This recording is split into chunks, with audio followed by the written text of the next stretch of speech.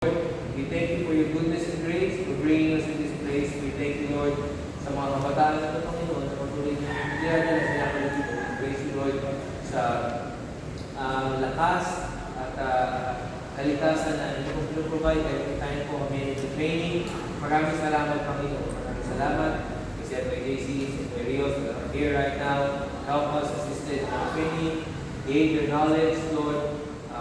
It's a big help sa amin, Panginoon, na matutunan ang mga bagay. These are basic techniques and learnings, Panginoon, and ito mga bagay sa amin. Especially sa mga kabataan ito, Panginoon, para magamay nila, Lord, yung mga basic skills and which is necessary sa aming ginagawa. Turuan niyo po kami, Ama, na when it comes to not just the martial arts, but in life in general, Panginoon, ay merong mga bagay na kailangan namin sundin bilang mga Kristyano, bilang mga mananampalataya, at in order for us to achieve or win in our Christian life as well. Lord, help us to understand these things. Turuan po kami ng humility, turuan po kami ng wisdom, Panginoon, as we study your word this afternoon. In Jesus' name. Amen. So, sabi dito, ang martial arts ay natuturo ng disiplina unang-una. When we have rules, di ba? Sabi natin kanina, may rules tayo, bawal magsalita. Or, ito yung dapat natin gawin. Pagdating tayo, we bow, we follow, kung sino yung nagsasalita, nagtutulong sa harapan. Sa school, may mga rules din tayo, di ba? Sa government, sa ating bansa, may mga rules din tayo, di ba? Kung hindi ka sumunod sa batas, hindi ka. Di ba? So, sa buhay, in all our lives, mayroong mga utos, may mga rules tayo dapat sunod. As si Apostle Paul, binigyan ng example yung magiging atleta. Yung magiging hindi ka ordinaryo mamamayan lang. Ikaw ay manlalaban, or if ikaw ay athlete, or ikaw ay dating tao niya, sports, isang tao sa sports. Sabihin kasi pag ikaw ay involved sa kahit anong klase ng sports, you are competing against other people. Parang mga ganyan. Pero sa ating buhay bilang mga Kristiyano, we're not actually competing against anyone, but again, sa evil ng mundo ito, sa mga masama, kay Satanas, at sa kasalanan, yun yung ating nilalabanan. So, ang martial arts ay tutulong ng discipline, unang-una. Ano ba yung tinutulong ng martial arts? Respect. Respeto. Kaya naman, lagi natin yung turo, magbawa sa mga instructors, makinig, o maingay, kasi respeto yun. Perseverance. Pagpupursige. Pagod na. Diba? Tuloy pa rin. Hindi pa tapos yung 2 minutes. Tuloy pa rin. Yun yung perseverance. Magpatuloy. Kahit hindi tinatamaan. Minsan, diba? Pumunta sa training. Kahit may sakit, minsan, tuloy, perseverance. And self-control. Pagpapatrol sa sarili. Dahil kapag ikaw ay natututo na, lumalakas na, you're learning many things. Kailangan mo na matutunan na kontrol yung sarili mo kung kaya nang gagamitin yung mga kaalaman. Hindi dahil marunong ka na sumito, marunong ka na sumipa, gagamitin natin sa lahat ng makakataon na lang yun. Diba? These are valuable qualities. Lahat ng bagay na ito ay mahalaga. Pero, tinatawag tayo ng Panginoon sa mas importante, mas higit na mas importante bagay o greater things. Sabi niya dito, the strongest fighter is not the one who can throw the hardest punch. This is true. Yung pinakamalakas na fighter, hindi yung kaya sumuntok ng malakas lang. Sabi niya dito, but the one who has learned to master himself. Pero kung sino yung natutunang i-master yung sarili, sino yung master na yung control sa sarili. Kanina, habang nag-demo sila, Kuya Rios, Kuya JC, you see how they can control themselves. These are very strong people. I spar with them every time. They are very strong. Pero kaya nilang kontrolin. Kaya nilang sumipa na parang napakalakas pero tumadampi lang sa kanilang part. That's called self-control. Self-control. And these people as well, compared sa ibang ordinaryong tao, they are very strong. Pero you never hear sila na nakikipag-away sa labas. Wala lang dulo. No? We don't do that. Why? Because that's what this martial arts discipline teaches us. Self-control. At kung sino yung totoong malakas, ay totoong may self-control. One of our higher blood pressure lagi madalas na kausap na struggle siya sa kanyang control, sa kanyang power. And that's why I always advise him, train harder and harder to learn how to control yourself. To learn how to control your strikes, your kicks, your punches. Bakit? Kasi true mastery ay makikipakita kapag natutunan mo ng kontrolin. It's easy to punch. Lahat, kahit sino sa kanto, manuntok na malakas, diba? Diba? Yung mga cargador, yung mga construction worker, ang lalakas na katawan yan. Kapag sinuntok ka yan, malakas talaga sinuntok yan. Pero does that define them to be stronger? Yung sabihin ba, sila na yung pinakamalakas? Hindi. The ones that train to be the strongest, pero marunong mag-control. So yung sabi nito, yung pinakamalakas na fighter, hindi yung kaya magbago ng pinakamalakas na suso. Pero yung kaya master yung sarili niya. Sabihin, i-control. Hindi lang control yung sarili at pigilan na. Ibig sabihin, you know your moves. Kaya natin na-train dito yung repetition. Ulit. Siguro, nag-boring na kayo. Ulit na lang yung dinutulong techniques. Pero yung tinatawag ng mastery. Unless you do it 1,000 or 1,000,000 times, hindi mo yung mamamaster. Ako, I've been doing this for more than 20 years. Hindi pa rin ako master. Hindi ko pa rin master ng move. I've done this, I've punched millions of times probably already. Pero, hindi ko pa rin siya master. So you have to keep doing it, keep doing it. Yun yung disiplina. At kasama sa disiplina, yung pag-master sa sarili mo, control. Pag-limit, kailan mo pwedeng gamitin, kailan hindi. Kailan ka dapat mag-training, kailan hindi. Kailan ka dapat i-push yung sarili mo sa limit, kailan mo kailangan din magpahinga. Yun yung tawag na mastery of self-control. Yung pag-train ng body, sinabi ko kanina, it takes time. No? Mahabang panahon, hindi tayo dapat naiinip na magtuto or mag-improve. Repetition, sacrifice, in the same way, growing, ito bilang mga Kristiyano, growing in Christ requires daily prayer, reading God's Word, and obedience, even when it's difficult. So sa buhay natin ng Kristiyano, diba, sa martial arts, may disiplina tayo. Minsan, kahit napapagaling ka natin, paparusahan natin. That's part of the discipline. Pero sa buhay natin mga Kristiyano, hindi ganun din.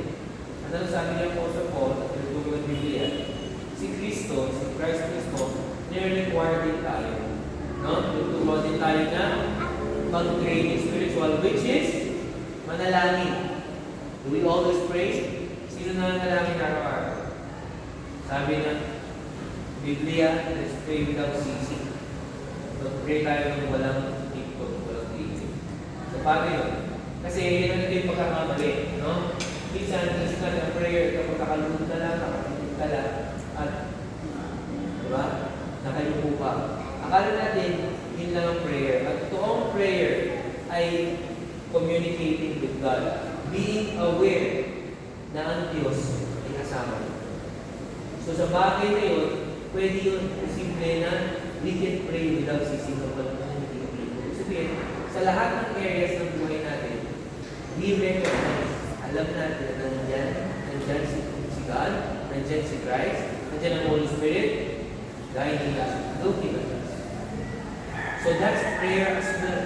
That's meditation. In everything we do, sa lahat ng ginagawa natin, we should pray. Training, kumakain, pasalamat ka sa Panginoon. Lord, food was good. At least we have food. Diba? Minsan tayo, hindi tayo pasarap. We have food. Maraming bata. In those things, nasa school ka, salamatan ng Panginoon, nag-aaral ka. Or at least aware ka, hindi ako magdadaya. Hindi ako mangungopya. Kasi, God is looking at you. Things like that. That's prayer as well. So in part, daily prayer, reading God's Word. Mag-aaral ka sa salita ng Diyos. I hope and I pray na nagbabasa tayo sa salita ng Diyos. I-try nyo. Alam ko, mga kabataan, baka yung marami yung pinagpilihan. If you have Bible in your house, read God's Word. Basta tayo sa salita ng Diyos. And obedience at pagsunod. Doon sa sinasabi ng Biblia. Okay? Hindi lang pagsunod sa mga magulang, sa gobyerno, pero pagsunod din sa sinasabi, higit sa lahat, sa sinasabi ng Diyos. Even when it's difficult, kahit mahirap. Kasi totoo lang talaga mahirap sumunod. Sa lahat, di ba? Pero that's where discipline comes in. That's where mastery comes in. We obey. We observe. And we do what the Lord, what Christ our Lord is teaching us to do. Diba sabi dito, just katulad ng pagtitiwala niya sa amin, sa akin, bilang instructor niyo, bila senpai, sa pagtuturo nila, nagtitiwala tayo na tama yung tinuturo nila, di ba? Nagtitiwala tayo, kasi alam natin na competence nila sa kanilang tinuturo. Katulad ng pagtitiwala, tayo din magtitiwala sa Diyos. Kung kami nagtitiwalaan nyo na yung tinuturo namin sa iyo, sinasabi namin ay makakabuti sa inyo, kaya nga kayo bumabalik, training pa rin. Mas lalo na ang Diyos. Na ang kanyang sinasabi ay makakabuti para sa atin. No? Kasi kung kami sa liit ng aming alam ay pinagtiwalaan nyo kami, how much more ang Diyos na alam ng lahat? Kailangan natin magkatiwala sa kanyang lahat, magtiwala tayo sa kanyang kaalaman, sundin yung kanyang inuutos kasi nagtitiwala tayo na tama yung kanyang inuutos. Sabi dito, remember that your skills are never meant to feed pride or intimidate others. Ito yung importante. Dapat yung ating kakayahan ay hindi natin gagamitin, hindi siya para lumaki yung ulo natin. Isipin natin, mas magaling na ako sa iba. Bubulihin ko na sila. Kasi mas malakas ako sa kanila. Dapat hindi ka na. Be more intimidating others. It's okay to think that you're stronger than other people.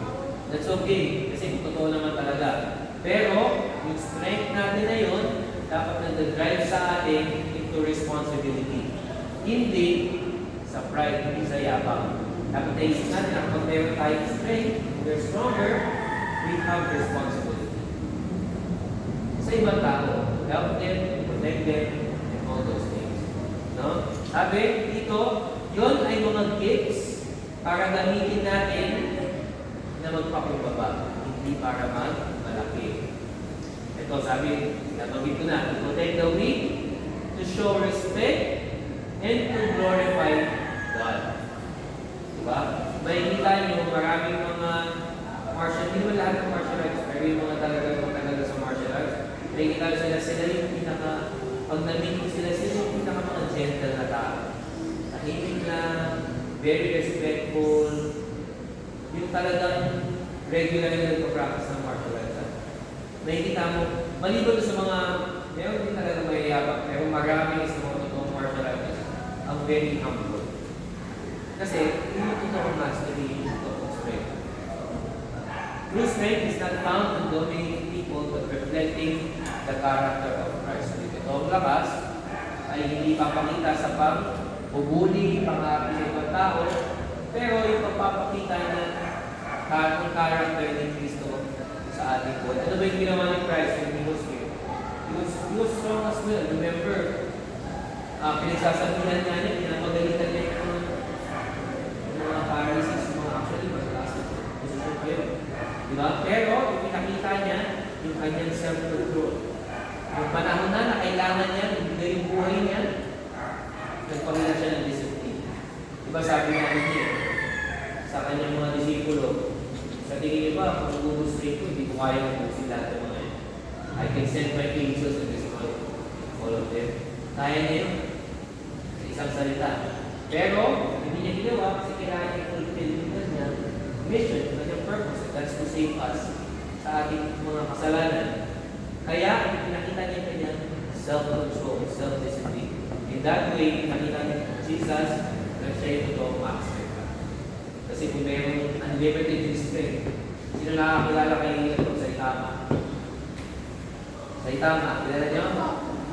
Recently, itong movie ay yung anime ka sa Itama, One Punch Man. Sobrang lakas unlimited strength. Diba? Sa suntok sumasabog lahat.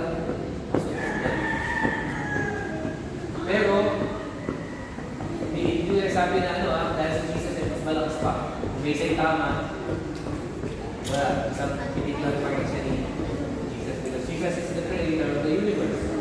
Diba? Imagine that strength, pero pinigilan yung sarili, hindi lumaban para maligtas tayo sa ating mga kasalanan. So yun yung character ni Christ. Dapat tayo, ganun din. Hindi sinasabi hindi tayo lumaban, hindi pagkakaroon yung ating sarili. Hindi. Sabihin, kapag necessary, hindi natin kailangan gamitin ang ating lakas, kukontrolin natin ang ating sarili. As you train your body, hindi natin inineglect yung ating soul naman. Dahil ko sinasabi ito, kaya tayo lagi may devotion. Hindi natin i-miss ito. Kasi, as we train our body, importante rin yung ating kaluluwa. Mas importante pa nga sabi ni Apostle Paul. Sabi nga niya, body training is with small benefit. Pero yung spiritual training, benefits us more. So, dapat mas spiritually trained tayo. Although I like what you said here, sabi nito, yung champion sa gym, yung champion dito, sa training, for example, halimbawa ako, champion ako, di ba? Pero kung stranger ako sa Diyos, hindi ko kilala ang Diyos. Malakas na ako physically, marami ganitong tao, marami ganitong martial arts. Pero wala akong relasyon sa Diyos, hindi ko siya kilala, hindi ko siya nire-recognize sa aking buhay. Ang sabi ko, as least what matters mo. Na-miss niya yung pinaka-importante bagay. So, he might be a champion, he might be really good, pero kung wala siyang Diyos sa kanyang buhay, walang kwenta lahat yun. Dahil tayo malakas, makinig. Kahit tayo malakas, tatandaan tayo, magkakasakit tayo, mamamatay tayo. But what remains true, ang Diyos is forever. So if we have God in our lives, sabi ng Biblia, we have eternal life with Him. Forever as well. So that's more important. Let's make sure na kilala natin si Kristo, meron tayong personal na relasyon sa Kanya. So yung challenge sa atin, this week, itong darating na linggo, bago tayo muli bumalik dito para mag-training, mag-practice tayo ng isang bagay na may exercise natin self-control. Mag-isip ka ng isang bagay. No? Pwedeng siguro pagsunod sa magulang, pwedeng sa school, pakikinig sa teacher, paggawa ng chore sa bahay, ano pa? Hindi ko alam. Mag-isip ka ng isang bagay, tapos yun yung practicing mo. Pwedeng pag-control ng temper, siguro manitin ang ulo mo, dahil ka nagagalit, ipigilan mo yung temper mo. Paggamit ng salita, siguro sasalita ka ng hindi maganda, ipigilan mo yun. O yung thoughts, nakakaisip ng mga hindi magandang bagay, ng bagay. Didisiplinahin natin yung sarili natin. Tapos, yung victory na yun, yung pag-disiplina natin sa sarili natin, of course, i-credit natin yung sarili natin lakas. Kaya dahil bigyan tayo ng lakas ni Christ sa ating buhay. So that's where our devotion summed up. Tayo po yung verse, sabi, an athlete is not crowned unless he competes according to the rules. So, muli, so ibig sabihin lang din ulit, hindi lang nasa lakas ang pagiging athlete. Hindi lang nasa lakas ang pagiging master or pagiging sabihin natin sa Kristiyano, pagiging good Christian. Hindi lang dahil may alam ka siguro sa Bible o madalas ka manalangin, hindi lang doon. Ano yung sabi? Yung patuloy na obedience sa mga utos ng Kristo sa atin, ng Diyos sa atin. Kapag nagagawa natin yun with discipline, with faithfulness, doon ay ipapakita yung strength natin bilang mga Kristiyano. Sige, before we end, most of us are right? Lagyan namin salamat. Pasalamat kami muli sa inyong salita na pinigay sa amin. Maraming salamat, Lord. muli sa oras na ito binigay sa amin. We thank you, Lord, for the opportunity to share the Word of God with these young kids, the young people that are here as well, to everyone that are here. Help us, Lord, kung ano man yung aming pag-aaral sa iyong salita ay ma-apply natin sa aming buhay, Lord. Unless your instructions in our lives saturate us, our minds, our lives, Lord, we will remain lost in this world. Help us, Lord, na ang buhay namin ay hindi ko sa inyong katotohanan, Ama, at sa lahat ng areas ng aming buhay, sa pag-aaral, sa aming mga pamilya, sa aming mga trabaho, mga Lord, may your very rules and your commands guide us sa aming journey sa buhay na ito, sa aming challenges, higit sa lahat sa aming mga spiritual battles against sin and the evil ideologies of this world. Help us, Lord. Teach us and bring us back to this place, Lord, sa mga susunod na mga sa aming activities, Lord. Para magkabay sa amin sa mga uwi na. Ngayon ang mahal ko yung uwi na. It's our prayer in Jesus' name. Amen. Dismiss mo tayo sa isa. I'm bigger, guys. And stay a little bit. We can have sparring stand on this. Kasama yung mga fighters natin ng mga bata. Sige, bilang. And then sa isa